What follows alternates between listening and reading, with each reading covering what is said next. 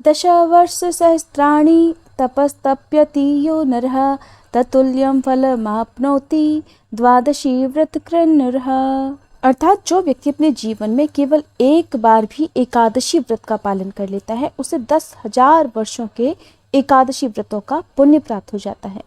इस व्रत को करने वाले व्रती को सभी प्रकार के सुख, शांति, समृद्धि, सौभाग्य और आरोग्य की प्राप्ति होती है। सम्मान, यश, प्रतिष्ठा और वर्चस्व बढ़ता है। मनोवांछित फलों की प्राप्ति होती है। इस व्रत को धारण करने से भीमसेन को 10,000 हाथियों का बल प्राप्त हुआ था, इसलिए इसे भीमसेनी एकादशी भी कहते हैं। इस एकादशी व्रत के नियम बड़े कठिन होते हैं, इसलिए इस व्रत को गर्भवती महिलाओं को, बच्चों को, वृद्ध लोगों को या फिर रोगी लोगों को नहीं रखना चाहिए, क्योंकि निर्जला एकादशी के व्रत में जल ग्रहण नहीं किया जाता है। लेकिन शास्त्रों में ऐसा वर्णन मिलता है कि अगर आप इस दिन बिना जल के, बिना पानी पिए नहीं रह पा रही हो और उपवास के दौरान किसी कारण आपको यदि जल पीना पड़े या व्रत धारण करने पर प्राण अगर आपके संकट में है, आपको बहुत मुश्किल हो रही है, तो एक उपाय ऐसा भी है जिसमें आप जल ग्रहण कर सकते हैं और इस विधि से या इस उपाय से जल ग्रहण करने पर आपका व्रत नहीं टूटता है। इस विधि को बताने से पहले आप जानिए निर्जला एकादशी व्रत की तिथि और शुभ मुहूर्त के बारे में, क्योंकि इस बार एकादशी की तिथि 2 दिन तक रहने वाली है। ऐसे में व्रत किस दिन रखना ठीक रहेगा, ये अब आपको बताते हैं। इस बार एकादशी तिथि प्रारंभ होगी 17 जून सोमवार को सुबह 4:44 से और एकादशी की तिथि समाप्त होगी 18 जून मंगलवार की सुबह 6:25 पर।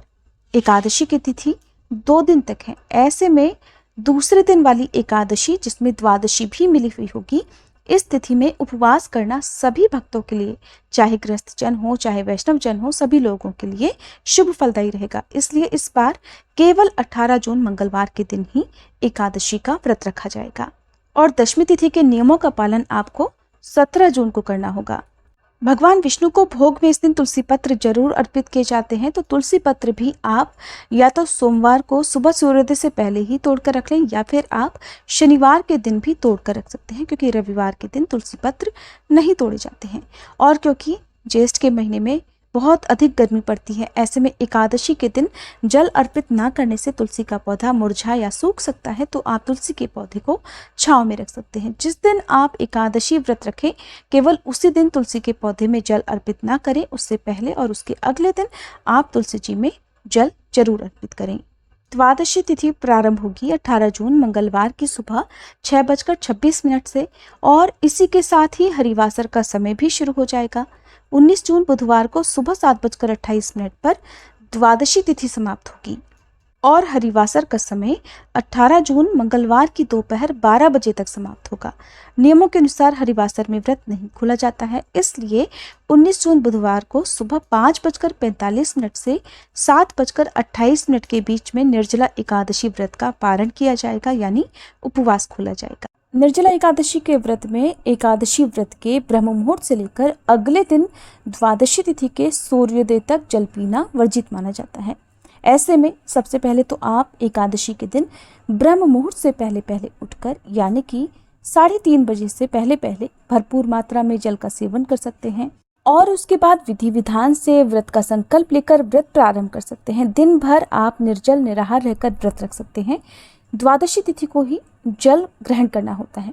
अब आप यदि किसी कारण से व्रत के दिन किसी प्रकार जल के बिना नहीं रह पा रही हो, आपकी तबीयत खराब हो रही हो, क्योंकि बहुत ज़्यादा भीषण गर्मी इन दिनों पड़ती है, तो ऐसे में आप दिन में 2-3 बार कुल्ला कर सकते हैं।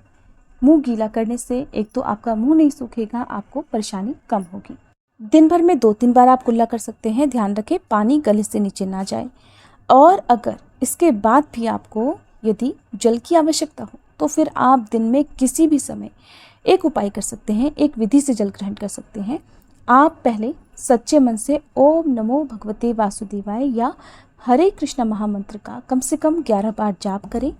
मंत्र के जाप के बाद आप मिट्टी या तांबे की थाली में जल डालें और उसके बाद पशु की तरह जमीन पर बैठ जाएं। जिस प्रकार से पशु अपने चारों हाथ पांव की मदद से पानी पीता है, उस प्रकार से आपको पानी पीने का प्रयास करना है।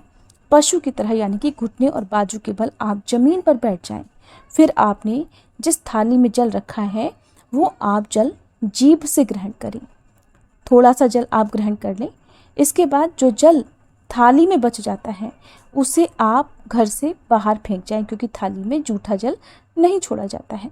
ध्यान रखें, इस जूठे जल को आज के दिन भूल कर भी पेड़ पौधों में नहीं डालना है। आप मिट्टी में या घर के बाहर कहीं पर भी डाल सकते हैं, क्योंकि अगर आपने जूठा जल पेड़ पौधों में डाला तो उसका दोष आपको लग सकता है और पेड़ पौधों में केवल शुद्ध जल ही अर्पित किया जाता है। ऐसी मान्यता है कि इस प्रकार पशु विधि से पानी पीने से व्रत नहीं टूटता है और व्रत का पूर्ण फल भी प्राप्त हो जाता है। इस तरह से पानी पीना एक शास्त्रोक्त उपाय है और इस तरह पानी पीने से व्रत खंडित होने का दोष नहीं लगता। शास्त्रों के अनुसार इस तरह पानी पीने से दोष इसलिए नहीं लगता क्योंकि ये एक पशु आचरण है। पूजा पाठ या व्रत के जो नियम होते हैं वो पशुओं पर लागू नहीं होते हैं। ऐसे में पशु आचरण से पानी पिया जा सकता है। साथ साथ ये भी ध्यान रखें कि आपको इस विधि को बार बार नहीं आजमाना है।